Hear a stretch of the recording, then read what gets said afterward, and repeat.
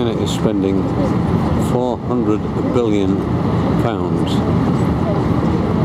improving the infrastructure, including new airports, new train stations, new railways, and new very fast trains. It's a huge, huge venture.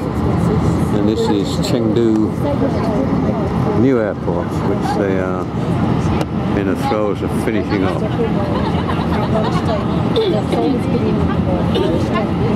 Heathrow is an absolute shambles compared with Chinese airports.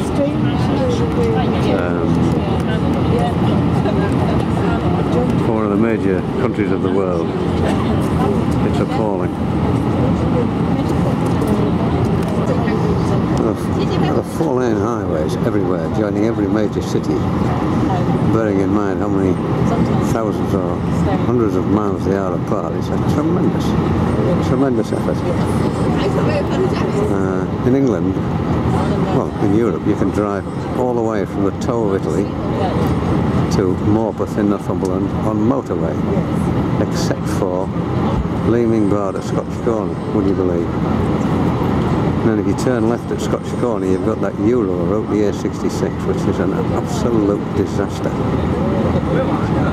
Absolutely disaster.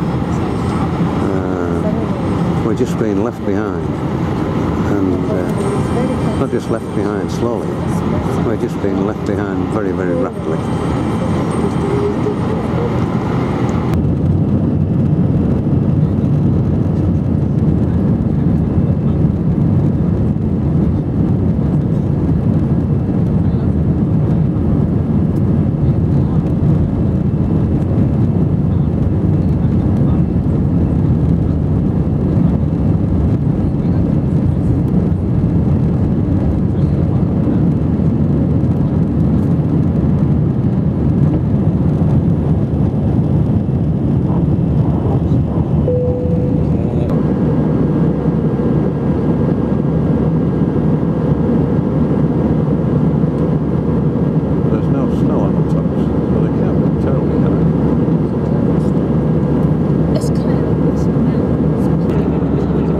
This is Tibet.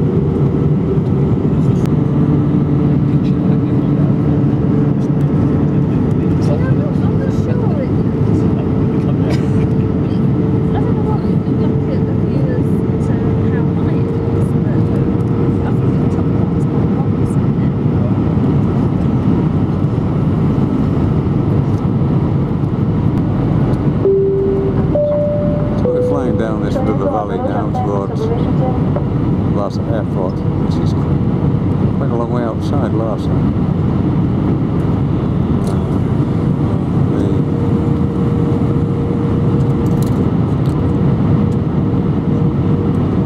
As we fly down this valley, the mountains gradually becoming higher than the aircraft.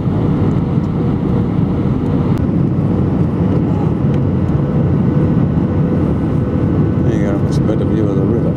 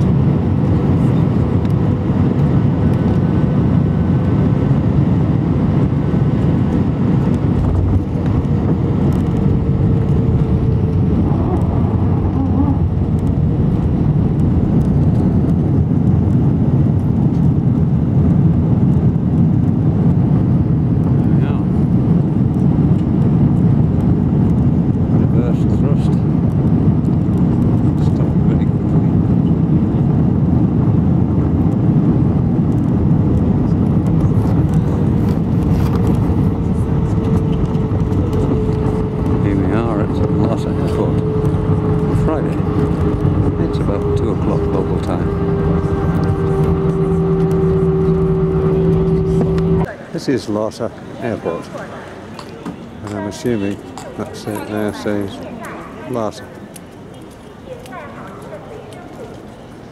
It's not what you expect, at least it's not what we expected. Very modern. Right, here we are on the bus, and we all get a little piece of white ribbon. Well, that's a nice custom. Take everything off of you. Yeah, but yeah, exactly. That's a nice custom. Thank you.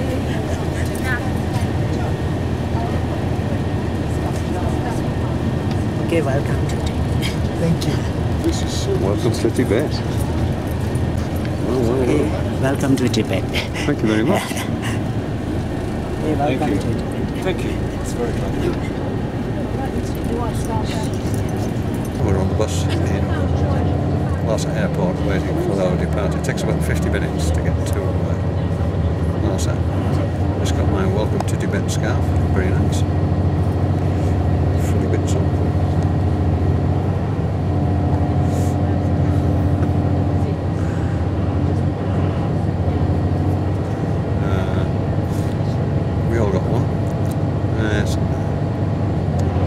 It's strange, Lhasa, because we tend to think of it as being freezing cold and mountainous, but of course it is about the same latitude as Sharm el-Sheikh and Cairo. So the sun is quite high in the sky, and it's very, very hot here today. So this is near the airport. We're just 45 minutes from Lhasa. Temperature's about 26. It's quite hot, and the dry season just beginning. Most days are like this apparently, it's the dry season, and the temperature at night, is about 15. So that sounds very, very pleasant. You see the floodplain of this river, which... Okay, so here you can see a big river over here. So that from Tibetan we call the Yelung Zangbu. Yelung is the name of this valley. We call the Yelung Valley. Zangbu in Tibetan means the river, big river. So we call the Yelung Zangbu. The main source of this river is coming from western Tibet, from Mount Kailash. So this is one of the longest river in Tibet and highest river in the world. And from Hinduism, they also regard it as a holy river because when it reaches in India, they call it the Brahmaputra. You know the Brahmaputra. Because the main source is coming from Mount Kailash. So from the Hinduism.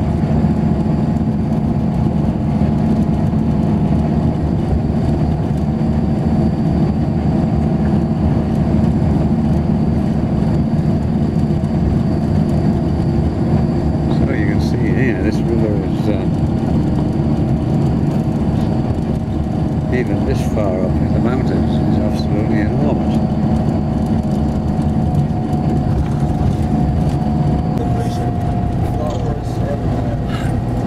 That's the entrance to the tunnel going to the airport. This road was built specifically to get to the airport. Originally it used to take 3 hours, and it takes 45 minutes.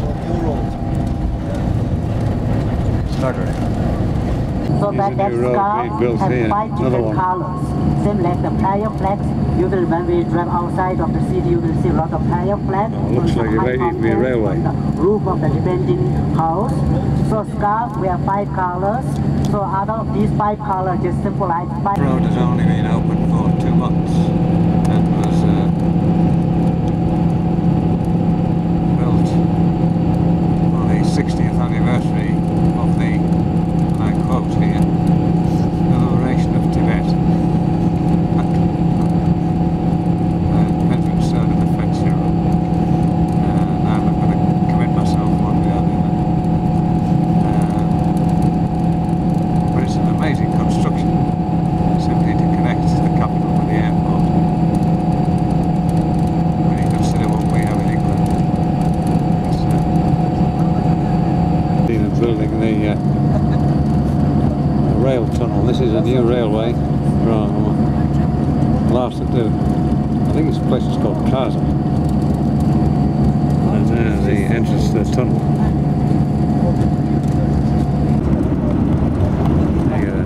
better idea of this highway, elevated above the river.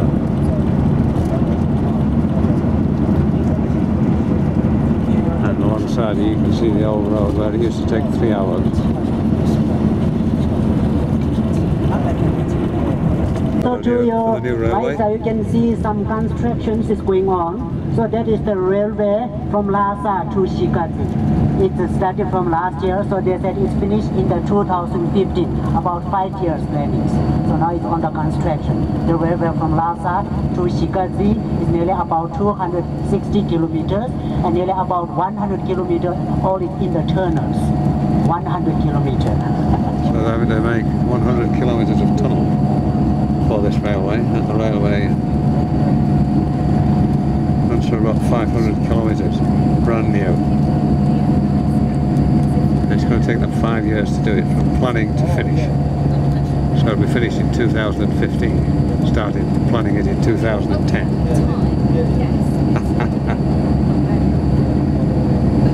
Think about the London Rail link. And how long that's been going. Shame on us, England. Shame. You can see this railway under construction. I suppose it's very much like it was in the early 19th century in the UK, when they were building railways here, there and everywhere.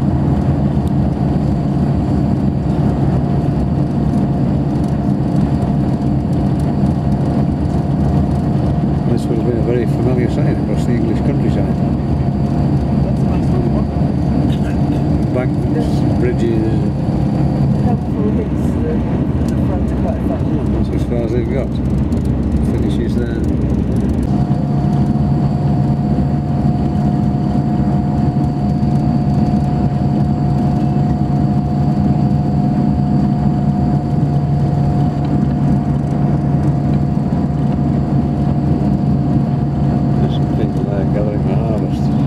Like it used to be in the UK many years ago.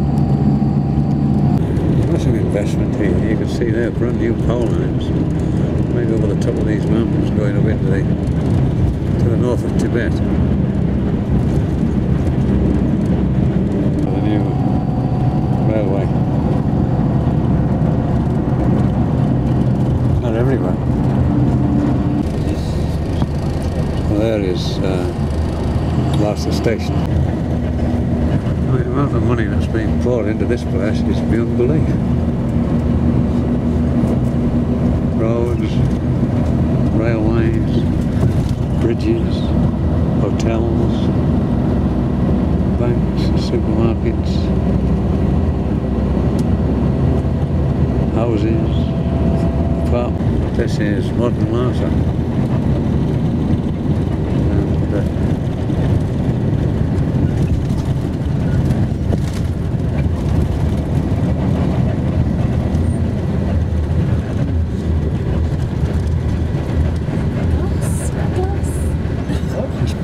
Behind this red wall here is a big army base. Communist flags everywhere. Senior party officials' photographs. Great big posters.